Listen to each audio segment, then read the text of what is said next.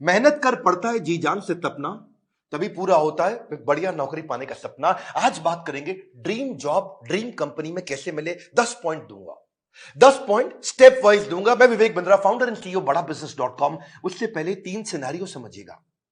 पहला सिनेरियो, जो काम करने में आपको बहुत मजा आता है और आपको अच्छे से करना भी आता है, लेकिन अगर उसके पैसे अच्छे नहीं मिले आपको तो आप जिंदगी भर गरीब रह जाएंगे। दूसरा सिनेरियो लेते हैं, जो काम करना आपको अच्छे से आता है, उसके पैसे भी मिलते हैं, लेकिन आपको प्यार नहीं है उस काम से, आपको मन नहीं करता वो काम करने को, तो आप जिंदगी भर बोर होंगे। और तीसरा सिनेरियो, जिस काम से आपको प्यार तो है, बाजार में उसकी तनख्वाह भी मिलती है, लेकिन आपको करना अच्छे से आता नहीं है, तो फिर आपको नौकरी नहीं, वो तो खाली एक सपना है, वो ड्रीम जॉब नहीं है, खाली ड्रीम है। सो बात समझते हैं कि 10 पॉइंट क्या किया जाए, एक अच्छे से आपको जॉब कैसे मिले। पहले जिस कंपनी में आप जॉब चाहते हैं, पहला पॉइंट है उस कंपनी के बारे में रिसर्च करो। उस कंपनी का विजन, मिशन, उसकी लीडरशिप, उसके माइलस्टोन्स, उस कंपनी के बारे में पढ़ लिख लो वहां रिज्यूमे भेजते वक्त। Naukri.com पे बहुत सारी अपॉर्चुनिटीज आपको मिलेंगी, लेकिन पहले कंपनी की वेबसाइट, इंटरव्यू में जाने से पहले उसके सोशल मीडिया, उसका एंगेजमेंट, mouthshut.com, glassdoor.com, उसका लिंक्डइन, उसके सारे गूगल पे सब चीजें, जितना ज्यादा आप इंटरेस्टेड होंगे उतना आपका कैंडिडेचर इंटरेस्टिंग हो जाएगा। जब आप इंटरव्यू में मिलते हैं ना लोगों से, if you are interested in the company, they will see you as interesting for the company. Company research के बाद दूसरा पॉइंट, जॉब डिस्क्रिप्शन को समझिए। जॉब डिस्क्रिप्शन की डिटेल मांगिए। आपका केआरए क्या होगा, केपीआई क्या होगा, आपसे क्या एक्सपेक्ट किया जा रहा है कंपनी में, यह मांग लो। अगर यह समझ में आ जाए कि कंपनी आपसे चाहती क्या है, करवाना क्या चाहती है, जॉब का डिस्क्रिप्शन, आपका केआरए की रिस्पॉन्सिबिलिटी एरिया, आपका केपीआई की परफॉर्मेंस इंडिकेटर, आपसे क्या एक्सपेक्ट किया जा रहा है इस रोल में, अगर वो मिल जाएगा तो पूरा ग्रिप आ जाएगा आपका इंटरव्यू में। तीसरा, अब जो इंटरव्यू लेने वाला है उसकी डिटेल निकालो। एचआर से जब आप बात करेंगे, पूछेगा आपका इंटरव्यू कौन लेंगे, उस इंटरव्यूअर का अगर आपको नाम मिल जाता है तो लिंक्डइन पे उसका प्रोफाइल खोल लीजिए। देखिए उसने क्या पोस्ट शेयर किया है, क्या आर्टिकल शेयर किया है, क्या उन्होंने कोई ब्लॉग शेयर किया है, उसके बारे में अगर आप तारीफ करेंगे, उसकी डिटेल उनको इंटरव्यू में बताएंगे, तो वो आपकी आई फॉर डिटेल को बहुत पसंद करेंगे। मेरे साथ भी होता है कई बार, जब कोई मुझको इंटरव्यू देने आता है, बोलता है सर मैं तो आपका बहुत बड़ा फैन हूं, मैं तो आपके सारे वीडियो देखता हूं, तो मैं पूछ लेता हूं टॉप 5 वीडियो कौन से देखे थे जो आपको बहुत पसंद आए और मैंने उसमें क्या बताया। पता चल जाता है कि आदमी झूठ बोल रहा है या सच बोल रहा है। अगर डिटेल में लिया अपने इंटरव्यूअर को पहचान, तो अपने इंटरव्यू को बना लोगे सुपर आसान। इसको क्या कहते हैं, failing to plan means planning to fail. Plan करके जाइए, इंटरव्यूअर के बारे में पढ़ के जाइए। अब्राहम लिंकन भी बोला करते थे ना कि अगर मुझे पेड़ काटना हो, मेरे पास 8 घंटे हो, तो 6 घंटे तो मैं केवल धार लगाऊंगा, 2 घंटे में पेड़ काट दूंगा। 6 घंटे धार क्या लगाऊंगा, मतलब क्या, इतनी तैयारी कर लूंगा कि 2 घंटे में पेड़ अपने आप कट जाएगा। आसान है, लेकिन थोड़ा इसको समझ के जाओ। इंटरव्यूअर क्या क्वेश्चन पूछ सकता है आपसे, कि अपने बारे में बताओ, पूछेगा आपसे पॉपुलर क्वेश्चन क्या, आपको क्यों हायर करें, आपकी स्ट्रेंथ्स क्या है, आपकी लीडरशिप स्किल्स के बारे में बताइए, आपके पास एक्सपीरियंस नहीं है, आपको क्यों हायर करें। इस तरह अगर आप अपनी तैयारी करके जाएंगे, मजा आएगा। चौथा पॉइंट, एम्प्लॉयर सेंट्रिक रहिएगा। इस चौथे पॉइंट में ध्यान रखना, इंटरव्यूअर आपकी मानसिकता को जरूर चेक करता है।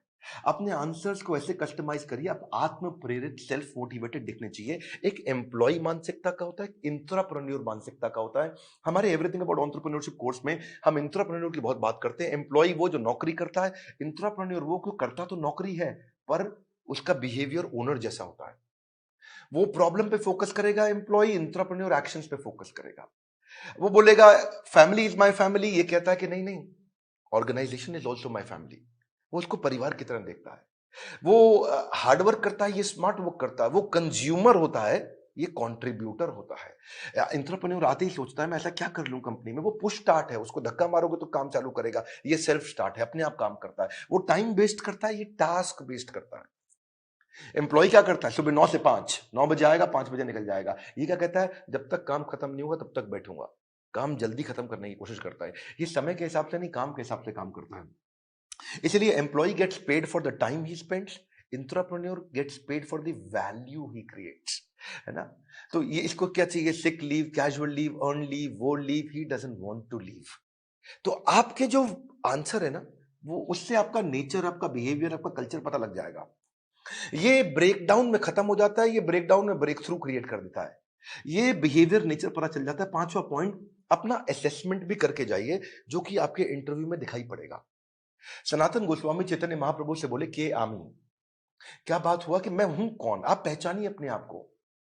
कृष्ण ने भी गीता के अंदर बहुत बात किया, ये आपको पोजिशनिंग में हेल्प मिलेगा आपको। आप एक्शन मैन है, पीपल मैन है, आइडिया मैन है, प्रोसेस मैन है, आपकी मेजर स्ट्रेंथ्स क्या है, उसको स्किल के साथ मैच कर लीजिएगा।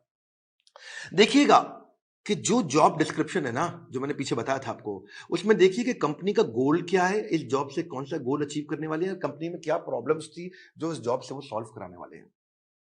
और जब आप जाएंगे तो अपने हार्ड स्किल और सॉफ्ट स्किल को जरूर समझ के जाइएगा। ये छठा पॉइंट है। हार्ड स्किल कौन से होते हैं? ये वो स्किल होते हैं जो बेसिकली आप क्वांटिफाई कर सकते हैं, जैसे कि फॉरेन लैंग्वेज हो गया, डिग्री हो गया, सर्टिफिकेट हो गया, मशीन ऑपरेशन हो गया, आपका किसी प्रकार का कोई भी data mining, accounting, programming, software testing, ये सब हार्ड स्किल होते हैं। जिसमें कला आती है। जैसे फाइनेंस के अंदर बजटिंग, बिजनेस प्लानिंग होता है या प्रोडक्ट डेवलपमेंट होता है। लेकिन सॉफ्ट स्किल कौन से? बातचीत कैसे करते हो, आपका टीम वर्क कैसा है, आप डिसीजन ले पाते हो नहीं, लीडरशिप है कि नहीं, मोटिवेटेड रहते हो कि नहीं, सुनते हो ध्यान से कि नहीं, पीपल स्किल है कि नहीं, इंटरपर्सनल फ्लेक्सिबिलिटी, टाइम मैनेजमेंट, ये सारे सॉफ्ट स्किल है। उस तरफ हार्ड स्किल है। तो पहले से ही चेक करके जाइए, क्योंकि आपका see he who speaks without attentive ear is mute. क्या मतलब हुआ? जो बिना सुने बोलता रहता है, बोलता रहता है, जो बिना सुने बोलता रहता है, वो सबसे बड़ा गूंगा होता है। उसके बोलने का कोई फायदा नहीं है। इसलिए आपकी कम्युनिकेशन में सुनिए ध्यान से कि वो क्या डिमांड है आपसे। इफेक्टिव कम्युनिकेशन में 20% is only what you know, 80% is how do you feel about what you know. कैसे आप उसे कम्युनिकेट करते हैं। सीधे बैठिए, हमेशा स्माइल मेंटेन करिए। ऐसा करके आराम से रिलैक्स होकर के बैठने वाला तो जमेगा नहीं ना। कॉन्फिडेंट और इंफॉर्मेटिव लगते हैं जब आप अच्छा कम्युनिकेशन और सॉफ्ट स्किल मैनेज कर पाते हैं। सातवां है, अब मौका ढूंढिए कि आप भी कोई ऐसा क्वेश्चन करें जिस क्वेश्चन से इंटरव्यूअर को लगे यार ये आदमी बुद्धिमान है। एक बात बताऊं आपको कि knowledge is having the right answer, but intelligence is asking the right question. ज्ञानी व्यक्ति के पास उत्तर होता है, पर बुद्धिमान व्यक्ति के पास प्रश्न होता है। अगर आपने कोई ऐसा प्रश्न किया जिस प्रश्न से वो बहुत इंप्रेस हो सकता है, जैसे आप उनसे पूछिए इस बारे में, इस रोल से आप कौन सी प्रॉब्लम सॉल्व करना चाह रहे हैं, इस रोल के माध्यम से आप कौन सा गोल अचीव करना चाह रहे हैं, इस रोल से आप मेरी परफॉर्मेंस को कैसे इवैल्यूएट करेंगे। कितना पावरफुल आप प्रश्न पूछते हैं, यह भी सामने वाले को इन्फ्लुएंस करता है। आठवां, सैलरी नेगोशिएशन की बात आए तो बहुत जोर मत डालिएगा। अनरियलिस्टिक सैलरी हाइक से सामने वाला समझ जाता है ये केवल पैसे के लिए नौकरी करने आया है, ये वैल्यू नहीं क्रिएट कर पाएगा। इसलिए वैल्यू क्रिएशन पे फोकस करिए, वैल्यूएबल अपने आप आएगा। मैं इसमें आपको हमारे जो दूसरे डायरेक्टर हैं संजय कथोरिया जी, इनका आपको 2015-16 का एक्सपीरियंस शेयर करता हूं। एक बार ये श्रीलंका में एक कंपनी के चेयरमैन के पास इंटरव्यू देने गए और कंपनी के चेयरमैन ने एक ही बात पे इनकी मर्जी की सैलरी दे दी। और वो क्या बात थी? जब उन्होंने पूछा क्या सैलरी लोगे, तो ये कहते हैं I believe in creating value and then sharing value. क्या मतलब हुआ इसका? कि मैं पहले 100 दिन आपके लिए वैल्यू क्रिएट करूंगा, अगर वैल्यू क्रिएट हो गई बढ़िया, तो उसके बाद आप उस वैल्यू को शेयर कर देना मेरे साथ, तब आप तनख्वाह मेरे हिसाब से दे देना। अभी आपको जो समझ में आता हो आप दे सकते हो मुझे, लेकिन मैं वो काम करके दिखाऊंगा, वो वैल्यू क्रिएट करूंगा, तब मैं वैल्यूएबल डिमांड करूंगा। Create value then share value. ये बात सामने वाला इतना इंप्रेस हुआ, बोला कोई बात नहीं, 100 दिन की बात की है, आज ही बता दो क्या तनख्वाह लोगे। जब आप वैल्यू क्रिएट करने पे फोकस करते हो, पहले कहते हो मैं वैल्यू क्रिएट करूंगा, बाद में अपना शेयर लूंगा, इससे सामने वाले को आप पे बहुत कॉन्फिडेंस आ जाता है। सैलरी नेगोशिएशन पे बहुत फोकस मत करिए, मेन मुद्दा समझिए, वैल्यू क्रिएशन पे फोकस करिए। सैलरी नेगोशिएशन अपने आप हो जाएगी जब वैल्यू क्रिएशन का सामने कॉन्फिडेंस आ जाएगा कि आप करके क्या दिखा सकते हैं जॉब में। 9वां पॉइंट, अपने रेज्यूमे पे ध्यान दीजिएगा। ये हालांकि मैं थोड़ा पहले भी बता सकता था 9वां पॉइंट, पर ध्यान रखिए अपने लाइवली और एक्शन ओरिएंटेड वर्ड लिखिए। रेज्यूमे लंबा मत बनाइए, 6 पेज 8 पेज 10 पेज का, क्योंकि जो रिक्रूटर होता है या जो इंटरव्यूअर होता है वो उसके पास ज्यादा समय नहीं है देखने के लिए। बुलेट पॉइंट्स में लिखिए ताकि मैक्सिमम चीजें कैप्चर हो जाएं कम समय में। सीक्वेंस के अपना एक्सपीरियंस लिखिए, और अगर एक्सपीरियंस ज्यादा नहीं है तो कोई बात नहीं, आपने आज तक जो भी कहीं पे थोड़ा बहुत इंटर्नशिप भी किया तो वो भी डालिए। एक कवर लेटर अगर आप बना सको ना तो वो गेम चेंजर होता है अपनी एग्जैक्ट पोजिशनिंग के लिए, कि आपके पास स्किल है और कंपनी को ये जरूरत है, तो कंपनी की जरूरत और आपके स्किल कैसे मैरी कर सकते हैं आपस में, कैसे मैरिज होगी। तो एक छोटा सा कवर लेटर आधे पेज का 8-10 लाइन का बना सकें अगर आप तो। रेज्यूमे ऐसा होना चाहिए कि सामने वाले को 20 सेकंड में सारी बात समझ में आ जाए, उसको ध्यान से बार-बार देखो ऐसा, कि क्या 20 सेकंड में समझ में आ रहा है पूरा रेज्यूमे? रेज्यूमे में बहुत डिटेल लिखने में सफलता नहीं है, किसी के पास टाइम नहीं है आज डिटेल में पढ़ने के लिए। पर रेज्यूमे के अंदर जो हायरिंग मैनेजर है, एक सर्वे बताता है वो 6 सेकंड में डिसाइड करता है इसको बुलाऊं कि नहीं बुलाऊं। तो बड़ा इंपॉर्टेंट है, बहुत ज्यादा एग्जैजरेट ना करें, नहीं तो पर्दा फाश हो जाता है बाद में। बोल्ड और क्लियर और इंपॉर्टेंट अचीवमेंट को साफ साफ तरीके से बता सकें, उसी के अंदर एक रेफरेंस लिस्ट भी डाल दें। जो आपकी integrity, work, decision making, punctuality, flexibility के बारे में कोई रेफरेंस पुरानी कंपनी के या कोई बड़े लोग ऐसे हैं जो आपके बारे में कहने को तैयार हो, तो नीचे लिख भी दीजिए कि ये आपको आपके बारे में ये रेफरेंस, मतलब किसी और व्यक्ति, कोई और व्यक्ति भी आपकी तारीफ करने को तैयार है तो उसका नाम, उसकी डेजिग्नेशन, उसका फोन नंबर लिख दीजिए। इससे भी कॉन्फिडेंस आता है। और फिर भी अगर इंटरव्यू में आप जा ही नहीं पा रहे, आपको इंटरव्यू मिल नहीं रहे हैं, तो हो सकता है कि आप अच्छी जॉब साइट्स पे नहीं हो। मार्केट में धक्के नहीं खाने पड़ेंगे अगर आप अच्छी जॉब साइट्स पे जाओगे। इसमें आपको फ्री ऑफ कॉस्ट बहुत सारी अपॉर्चुनिटी मिल जाती है, ऑटो नोटिफिकेशंस मिल जाते हैं, अपने आप नोटिफिकेशन आते रहते हैं, एम्प्लॉयर खुद ही आपके पास आ जाता है अगर आप अच्छी जॉब साइट्स पे जाते हो। इसमें प्रीमियम सर्विसेज भी होती हैं। बड़ी पॉपुलर जॉब साइट्स में shine.com, naukri.com, Times Ascent, Times job और मॉन्स्टर है। लेकिन अगर आप नए हैं तो freshers world, fresherslive.com, Internshala internship पे काम कराती है, या freelancer.com, indeed.com। अगर आप नए हैं तो इन पे जाइए।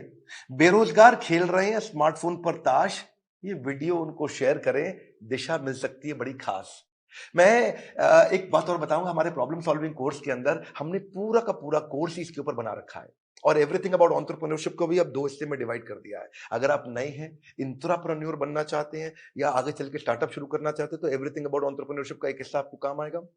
और दूसरा जो बिजनेस कर रहे हैं उनके लिए तो है ही है। मैं फिर से आपको रिक्वेस्ट करूंगा कि बेरोजगार खेल रहे हैं स्मार्टफोन पर लूडो और ताश, हाँ, वीडियो शेयर करो उनको, दिशा मिल सकती है बड़ी खास। ताश से बात नहीं बनेगी, इस खास दिशा से बात बनेगी। अगर आप नए आए, सब्सक्राइब जरूर करिएगा, लाइक करके उत्साह बढ़ाइए, बोर्ड लाइन नंबर पे फोन करिए, चेक करिए कि कैसे एवरीथिंग अबाउट एंटरप्रेन्योरशिप जिंदगी भर के लिए आपको एक बड़ी दिशा दे सकता है, आपको एक इंट्राप्रेन्योर बना सकता है।